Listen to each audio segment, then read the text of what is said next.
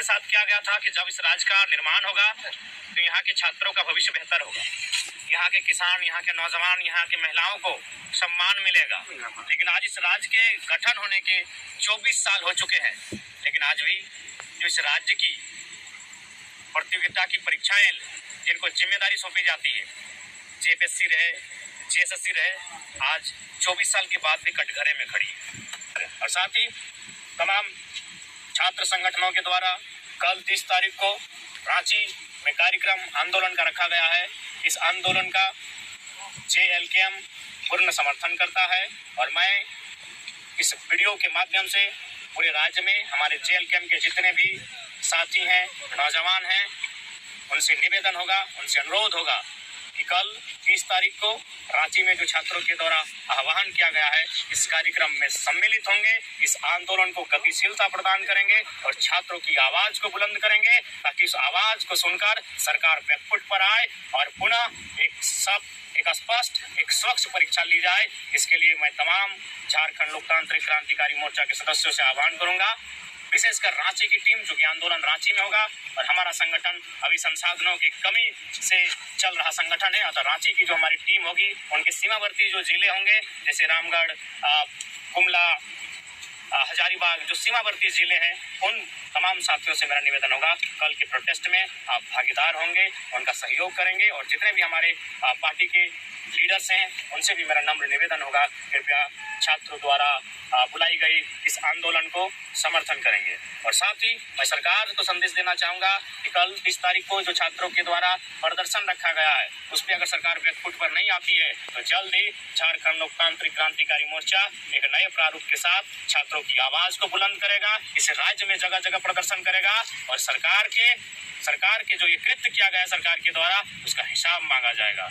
पुनः जेएसएससी के परीक्षार्थियों से मेरा अनुरोध होगा, आप डटे रहें, आप मायूस न हो। ये लोकतांत्रिक भारत है, आपको अपनी आवाज को रखने का पूर्णतः अधिकार है।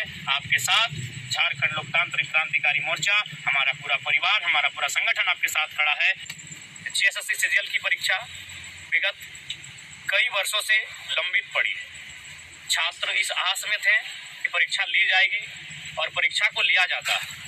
सर्वप्रथम 28 जनवरी 2024 को परीक्षा ली जाती है। वो छात्र परीक्षा के केंद्रों में जाते हैं, परीक्षा को लिखते हैं और एक संतोषजनक परीक्षा लिखने का अनुभव करते हैं। लेकिन जब शाम को घर वापस आते हैं तो उन्हें झटका लगता है, उनके पाँव से जमीन खिसकता हुआ दिखता है। वो परीक्षा का पेपर लीक हो चुका होता है। छात्र सदमे में होते हैं। छात्र अब उम्मीद लगाएं तो लगाए किस पे, लेकिन आंदोलन होता है। उस आंदोलन के परिणाम स्वरूप एग्जाम को रद्द कर दिया जाता है। अब उम्मीद जगाई गई थी कि एग्जाम फिर से लिया जाएगा और री एग्जाम पुनः होता है। 21-22 सितंबर 2024 को पुनः री एग्जाम होता है। लेकिन इस बार भी जो दृश्य सामने आए हैं, जिस प्रकार के तथ्य और साक्ष्य छात्रों के द्वारा, तमाम कोचिंग संस्थानों के द्वारा, तमाम जो पढ़ाने वाले शिक्षक हैं उनको द्वारा जो साक्ष्य एविडेंस प्रस्तुत किए जा रहे हैं, इससे एक बार फिर से यह संदेह और ये प्रतीत हो रहा है कि इस बार भी कहीं ना कहीं जेएसएससी सीजीएल की परीक्षा में धांधली हुई है, गड़बड़ी हुई है, पेपर लीक जैसे मामले पुनः सामने आ रहे हैं। अब सवाल ये बनता है कि आखिर क्यों, इन छात्रों का गुनाह क्या है?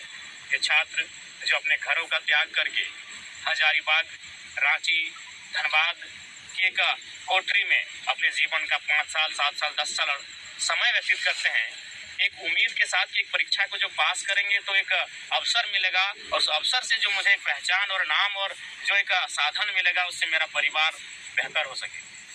लेकिन आज पुनः छात्र सड़कों पर है, छात्र उनके पांव तले जमीन खिसक रही है, सरकार मौन है, सरकार जवाबदेही नहीं ले रही है, तो आखिर कब तक? इसलिए आज मैं जेएसएससी सीजीएल के तमाम अभ्यर्थी परीक्षार्थियों का समर्थन, उनके आंदोलन के साथ खड़ा हूं और साथ ही साथ इस बार मैं अभिभावकों से अनुरोध करूंगा, जो अभिभावक हैं, आखिर कब तक आप लोग देश के नाम, देश, धर्म, इंडिया, पाकिस्तान के नाम पर वोट करेंगे? जिनको आपने वोट किया है उनसे सवाल कीजिए। आपके छात्रों का भविष्य अंधेरे में है। ठीक है, आपने वोट जिनको किया है, अगले बार भी उनको करे या ना करे वो आपका विषय है, लेकिन फिलहाल वर्तमान में घरों से बाहर आइए। केवल छात्र ही नहीं, छात्र के अभिभावक आप भी घरों से बाहर आइए, अपने बच्चों के बेहतर भविष्य के लिए। आपके बच्चों के भविष्य को कोई छीन ना ले, उसे अंधेरे में ना डाले। सड़कों पर आइए, अपनी आवाज को बुलंद कीजिए और जो आज जेएसएससी सिजिल का जो रवैया है, इस रवैये के खिलाफ अपनी आवाज को बुलंद करें ताकि सरकार को होश आए। वास्तव में सरकार को होश इसलिए नहीं आता है कि उनको लगता है आंदोलन करने वाले छात्र हैं, बच्चे हैं, उनके गार्जियन तो हमें वोट करेंगे ही, उनके गार्जियन तो चुनाव में हमारे साथ जाएंगे तो जाएंगे कहाँ। तो आज सरकार को डर होना चाहिए। ये लोकतांत्रिक भारत है, जिनको आप चुनते हैं उनमें डर होना चाहिए जनता का। आज जनता का डर उनमें समाप्त हो रहा है, इसके कारण हम भी हैं। इसलिए आज तमाम अभिभावकों से भी मेरा अनुरोध होगा कि आज जेएसएससी सीजीएल में जो गुना धांधली सामने आ रही है, गड़बड़ी का मामला सामने आ रहा है, पेपर लीक जैसे मामलों के विषय सामने आ रहे हैं, इस पर अपनी आवाज बुलंद कीजिए, अपने बच्चों का साथ दीजिए। नहीं तो आपके बच्चे इसी प्रकार तैयारी करते रहेंगे और किसी पूंजीपति का बेटा, किसी कॉर्पोरेट का बेटा 20 लाख 25 लाख 30 लाख में सीटों को खरीद कर ले जाएगा और एक साधारण एक गांव, एक कस्बे में तैयारी करने वाले एक किसान परिवार का जो बेटा या बेटी होगी, उसके सपने यूं ही चकनाचूर होते रहेंगे। इसलिए आंदोलन अब केवल छात्रों का आंदोलन नहीं है। अगर एक बार पेपर लीक होता तो चलिए छात्र सड़क पे आते। ये बार बार चीजों को दोहराया जा रहा है, बार बार सरकार के कानों में जू नहीं रेंग रही है, बार बार सरकार इस कृत्य में मौन हो जाती है। उन्हें भय नहीं है कि लोकतांत्रिक देश में जनता का मताधिकार क्या होता है। उन्हें जनता के मताधिकार का भय दिखाइए। इसलिए इस बार छात्र ही नहीं प्रोटेस्ट में आएंगे, इस बार अभिभावक, बुद्धिजीवी, तमाम लोग। अगर जो मामले सामने आ रहे हैं उस मामले में सत्यता है, उस तथ्यों में प्रामाणिकता है, आप आइए छात्रों का सहयोग करें, नहीं तो यूं ही छात्रों का भविष्य अंधकारमय होता रहेगा। इसलिए आप तमाम अभिभावकों से भी मेरा अनुरोध होगा, जेएसएससी सीजीएल का जो मामला सामने आया है, जो गड़बड़ी धांधली और पेपर लीक का मामला आया है, इसमें